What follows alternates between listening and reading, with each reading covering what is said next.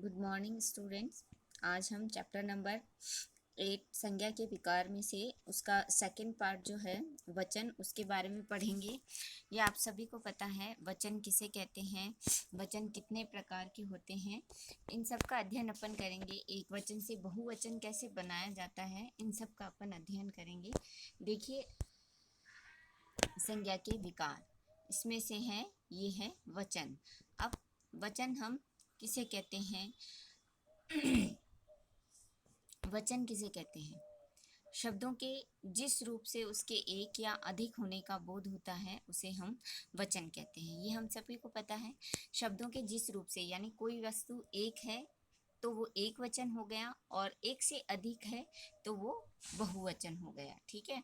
वचन का मतलब होता है मूल रूप से संख्या, यानी कि वो संख्या में कितना है।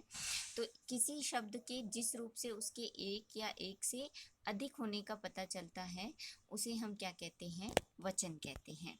अब देखिए, वचन कितने प्रकार के होते हैं? वचन दो प्रकार के होते हैं, एक वचन और दूसरा है बहुवचन। यहाँ एक वचन किसको कहते हैं? एक वचन मतलब जिससे हमें किसी एक ही वस्तु का बोध होता है, केवल एक होने का बोध होता है। और बहुवचन में क्या होता है? एक वस्तु के अनेक होने का बोध होता है, यानी कोई एक वस्तु जैसे मैंने कहा लड़का, तो उससे हमें एक सिंगल लड़के का बोध हो रहा है, और वहीं उसके स्थान पर मैं कह दूं लड़के, तो वहाँ क्या हो गया? हमें बहुत सारे बच्चों के होने का बोध हो रहा है, बहुत सारे लड़कों के एक साथ होने का बोध हो रहा है, तो वो हो गया हमारा बहुवचन।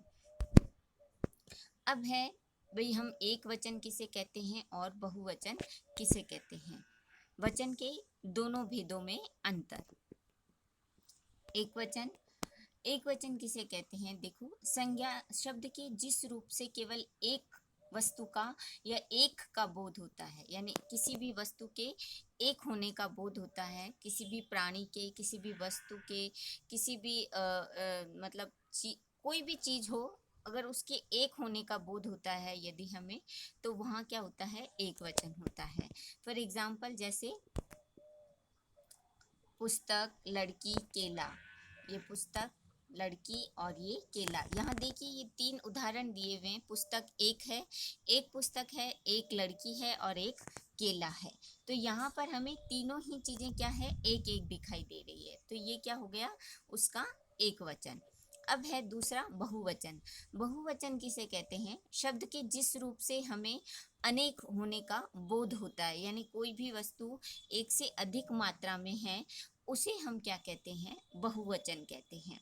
बहुवचन के उदाहरण है, देखिए यहाँ पर संतरे, बच्चे, कुर्सियाँ। अब एक से अधिक संतरे हैं, इसीलिए यहाँ पर संतरे, तो मतलब बहुत सारे संतरे।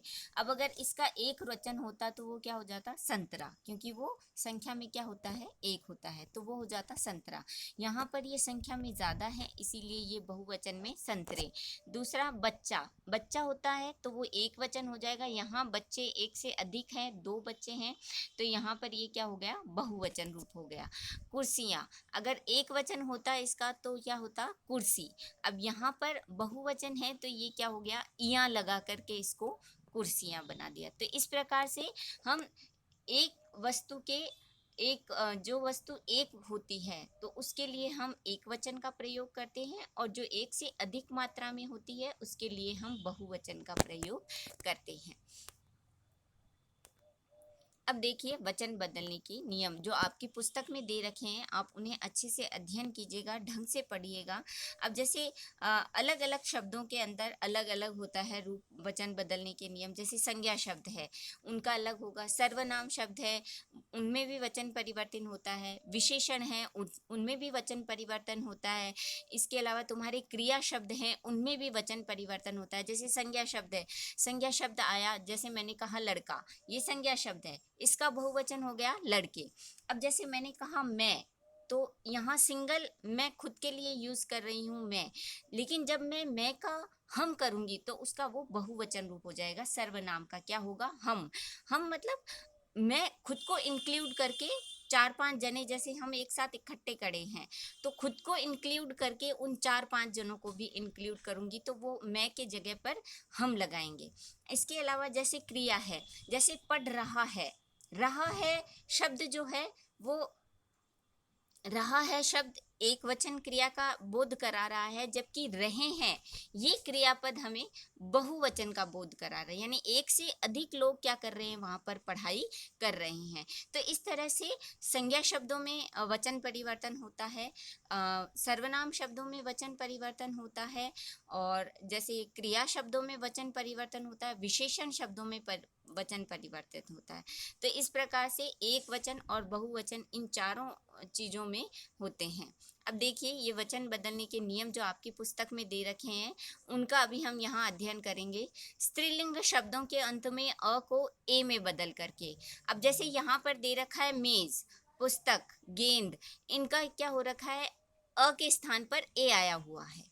यहाँ पर अ के साथ ए के साथ क्या है, चंद्र बिंदु है। अब इस ए की चंद्र बिंदु यहाँ देखिए, ये जो बिंदु लगाया गया है, मेजें, पुस्तकें, ये के ऊपर जो बिंदी लगाई हुई है वो, क्योंकि हम उसको चंद्र बिंदु के रूप में यहाँ दिखा नहीं सकते हैं। ये ध्यान रखिएगा आप, जब भी कभी मतलब ऐसे ऊपर वाली मात्राओं के साथ चंद्र बिंदु आता है तो हम उसको बिंदु के रूप में ही दिखाते हैं, उसको हम चंद्र बिंदु के रूप में नहीं दिखा सकते हैं।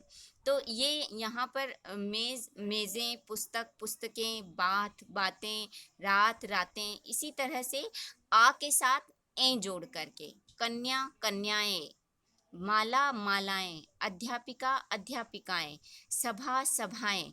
इसी के अलावा यहाँ पर ये देखिए तुम्हारा ई को इया में बदल करके, जैसे लड़की, लड़कियां, रोटी, रोटियां, मटकी, मटकियां, ठीक है ना, तितली, तितलियां। तो यहाँ पर इया शब्द जोड़ करके हम इसको परिवर्तित कर सकते हैं।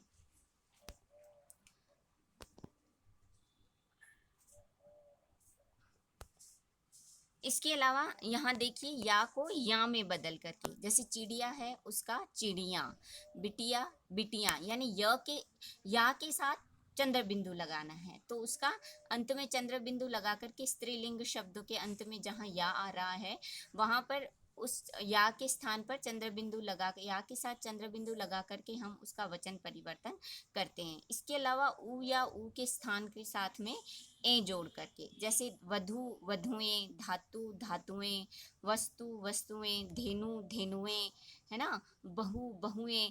तो यहाँ पर ये देखिए, एक यहाँ पर ये जो दो, एक बात मैं आपको बताना चाहूंगी, इन सब में तो छोटे ऊ की मात्रा है, लेकिन यहाँ पर ये बड़े ऊ की मात्रा है। ये भी क्या होता है, बड़े ऊ की मात्रा जो है वो बाद में जब हम इसका बहुवचन बनाते हैं तो वो छोटे ऊ की मात्रा में परिवर्तित हो जाती है। ये आप एक बार ध्यान में रखिएगा। नेक्स्ट जो है वो है आपका पुल्लिंग शब्दों से वचन परिवर्तन हम कैसे करते हैं वो देखिएगा आप। देखो पुल्लिंग शब्द में जैसे कुत्ता है तो उसका कुत्ते, पंखा, पंखे, संतरा, संतरे, जैसे हमने पढ़ा था, केला, केले, लड़का, लड़के, है ना, बस्ता, बस्ते। इसके अलावा कुछ ऐसे शब्द भी होते हैं जिनके अंत में हम दल, वर्ग, जन, गण, लोग, वृंद आदि लगा करके उनका हम बहुवचन बनाते हैं, जैसे अध्यापक गण, ठीक है, शिक्षक वृंद, और गरीब लोग, ठीक है, नेता गण, है ना, और सेना दल। उसके अलावा जैसे मित्र वर्ग या मित्र गण, ठीक है, गुरुजन, गुरुगण, गुरु वृंद, ये सब इनके साथ हम जैसे एक, मतलब ये वैसे तो ग्रुप ही है पूरा। जैसे अध्यापक शब्द जो है ये जातिवाचक संज्ञा का एक रूप है, तो उसके लिए हमें जैसे एक साथ बहुत सारे अध्यापकों के बारे में जब हम बात कर रहे होते हैं तो उसके लिए हम उसका बहुवचन अध्यापक गण के रूप में बनाते हैं, ठीक है। तो इस प्रकार से हमने वचन के बारे में पढ़ा है, इसके नियम बदलने के बारे में पढ़ा है।